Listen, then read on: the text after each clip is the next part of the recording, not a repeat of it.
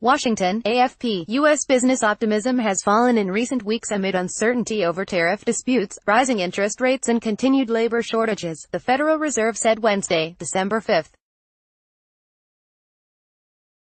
The Fed's Beige Book survey of the economy showed the impact of President Donald Trump's punitive import tariffs has become more widespread, with cost increases felt by manufacturers, retailers and restaurants, restraining demand.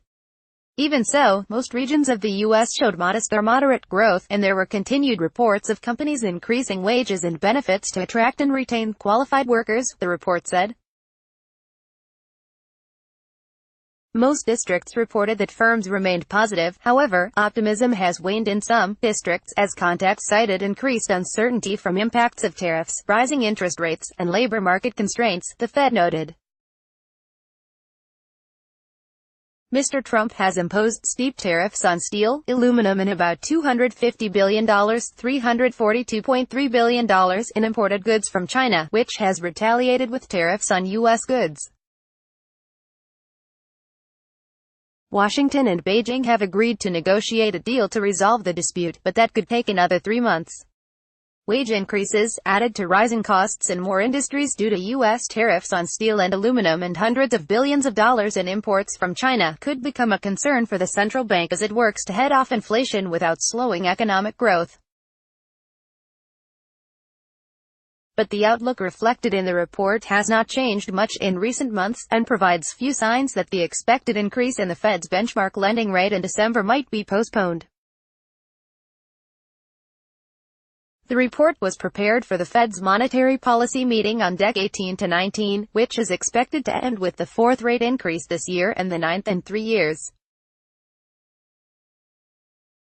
Higher metals prices because of import tariffs continue to be a pain point for manufacturers and construction firms, the Cleveland Fed Bank said.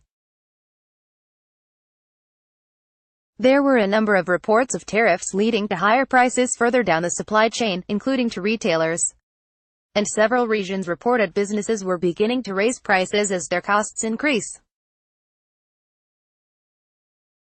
Looking ahead 6 months, manufacturing firms continued to anticipate higher prices, with nearly 60% of the firms expecting increases in prices paid and in prices received for their own goods, the Philadelphia Fed said. At the same time, businesses nationwide say they are having trouble filling open positions, which in some cases has forced them to postpone expansion plans.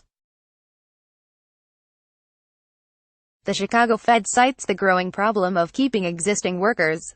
A number of contacts said that they had been ghosted, a situation in which a worker stops coming to work without notice and then is impossible to contact. Meanwhile, 4 of the 12 Fed districts reported slow or virtually no growth in October and November. If that pattern spreads, the central bank could be faced with trying to control rising prices amid slowing growth. So while a December rate increase is expected by most economists, what the Fed will do next year is increasingly in doubt, and many analysts have cut their forecast down to just 2 or 3 next year.